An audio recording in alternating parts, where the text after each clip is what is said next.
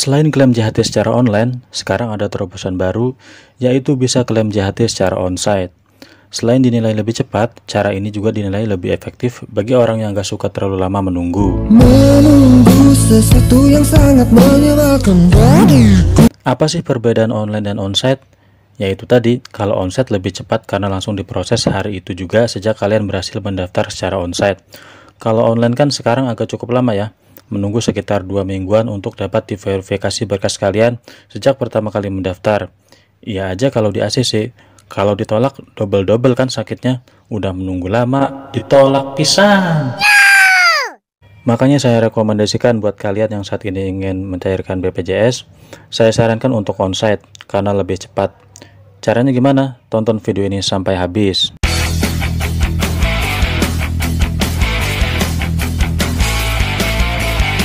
Oke, langsung aja masuk ke pembahasannya. Di sini saya akan memberitahu dulu step by step bagaimana caranya proses pencairan BPJS secara onsite. Yang harus kalian tahu pertama kali adalah cari tahu dulu apakah kantor cabang BPJS Ketenagakerjaan di wilayah kalian tuh membuka layanan onsite apa enggak. Karena enggak semua kantor cabang saat ini bisa melayani onsite. Intinya belum merata ya teman-teman. Ada yang bisa dan ada yang belum bisa melayani onsite. Kalau kalian sudah yakin bahwa di kantor cabang BPJS Ketenagakerjaan di wilayah kalian itu melayani onsite, maka yang harus kalian persiapkan pertama kali itu tidak lain dan tidak bukan adalah berkas-berkas persyaratannya. Apa aja bang persyaratannya? Harap dicatat. 1. Kartu peserta BPJS atau jam sostek. 2. KTP. 3. Kartu keluarga. 4. Surat keterangan kerja atau paklaring. Dan yang terakhir adalah buku rekening wajib atas nama kalian sendiri. Syarat tambahannya yaitu kalian harus mempunyai HP Android, nomor handphone, dan email yang aktif. Kenapa harus pakai Android bang? Kalau HP jadul Nokia 1202 bisa nggak bang? Ya nggak bisa, karena untuk mendapatkan antriannya harus dengan cara scan barcode di kantor BPJS yang caranya akan saya beritahu nanti.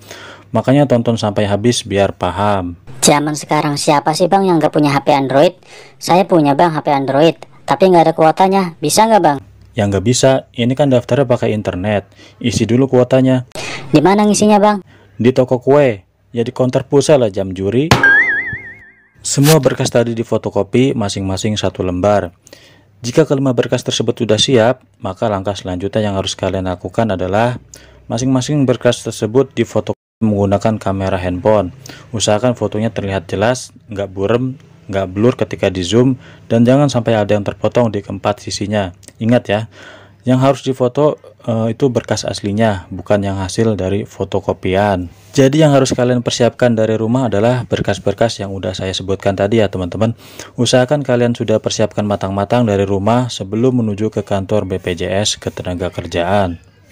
Jika dirasa berkas sudah lengkap, langsung aja kalian menuju ke kantor BPJS.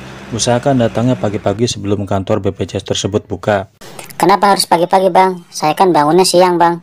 Jawabannya adalah karena sistem onsite ini dibatasi kuota per hari, sekitar 10-30 orang aja. Jadi kalau kalian pengen ke bagian antrian, usahakan kalian datangnya pagi-pagi ya teman-teman. Dan karena sekarang zamannya musim pandemi, maka jangan lupa kalian persiapkan dulu maskernya sebelum menuju ke kantor BPJS. Karena di kawasan kantor BPJS itu wajib pakai masker. Setelah kalian sampai kantor BPJS, langsung aja kalian temui security, sampaikan maksud dan tujuan kalian bahwa kalian ingin melakukan pencairan BPJS secara onsite. Maka nantinya kalian akan diarahkan oleh Pak Satpam untuk scan barcode yang sudah disediakan di situ ya teman-teman. Kalau kalian nggak paham cara scan barcode-nya, tinggal bertanya aja ke Pak Satpamnya. Karena kalau kata orang tua dulu, malu bertanya sesat di hutan. Bang, barcode itu sebenarnya apa sih? Kalau dijelaskan di sini nggak cukup sehari ya teman-teman. Sebenarnya barcode yang ada di kantor BPJS itu adalah sebuah link yang disatukan. Paham nggak teman-teman? Sebuah link yang disatukan atau disederhanakan menjadi bentuk barcode. Ibaratnya adonan kue terdiri dari bahan-bahan terigu, gula, air, micin, dan disatukan menjadi satu, maka berbentuklah sebuah adonan kue. Sama halnya seperti link tadi ya teman-teman. Link itu awalnya sebenarnya kumpulan huruf dan angka-angka yang panjang banget seperti ini contohnya ya teman-teman. HTTPS, onset, bla bla bla, bentuk angka dan huruf macam-macam pokoknya. Maka disederhanakan menjadi sebuah barcode agar lebih mudah kita mengaksesnya.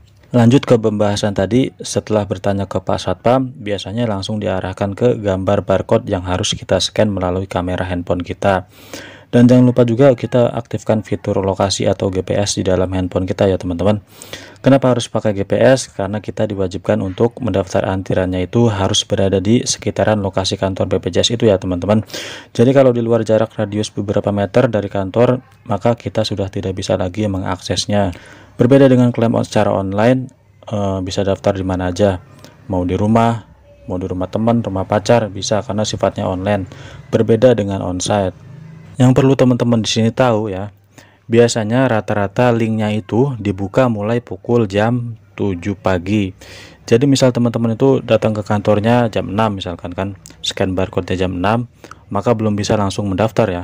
Maka dari itu teman-teman nggak perlu tegang, yang penting udah tahu barcode-nya atau link pendaftarannya, maka teman-teman bisa coba pergi ke tukang uduk di samping kantor BPJS. Biasanya kan di samping kantor BPJS itu ada tukang uduk ya teman-teman. Apalagi kalau pagi-pagi kan biasanya teman-teman langsung ke kantor itu kan belum sarapan ya. Cobalah sarapan dulu atau ngopi-ngopi dulu deh di situ. Kalau udah mendekati jam 7 baru deh siap-siap untuk daftar antriannya. Kalau daftarnya nggak harus balik lagi ke kantor itu bisa nggak bang? Saya mau daftar antrian di warungin aja nih sambil ngopi bang. Bisa nggak itu kira-kira? Bisa-bisa aja asalkan jaraknya itu nggak terlalu jauh dari kantor tersebut ya teman-teman. Kalau terlalu jauh maka akan ada notifikasi seperti ini ketika kita mendaftar. Dan setelah jam 7 barulah perang dimulai. Kenapa saya sebut perang? Karena kalian itu harus cepat-cepatan daftar antriannya dengan peserta lainnya yang sama-sama mau klaim JHT juga. Jadi intinya siapa cepat dia dapat. Karena untuk mendaftarkan antriannya itu hanya dibatasi beberapa orang aja ya teman-teman. Kalau nggak dapat antriannya berarti harus pulang lagi dong bang. Percuma dong saya datang pagi-pagi. Ya terserah kamu, kalau mau nginep di tukang kopi itu ya boleh-boleh aja gitu kan.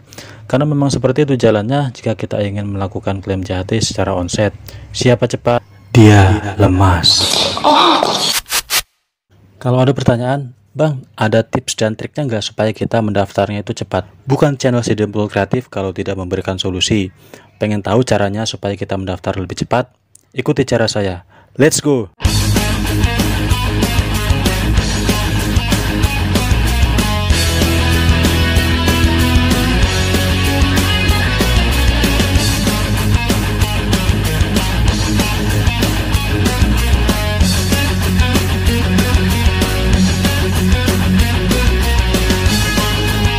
Setelah kalian berhasil mendaftar antrian secara onset, maka otomatis kalian akan mendapatkan email pemberitahuan bahwa kalian telah berhasil mendaftar. Email yang tadi langsung ditunjukin aja ke Pak Satpam untuk ditukar dengan nomor antrian. Beres deh.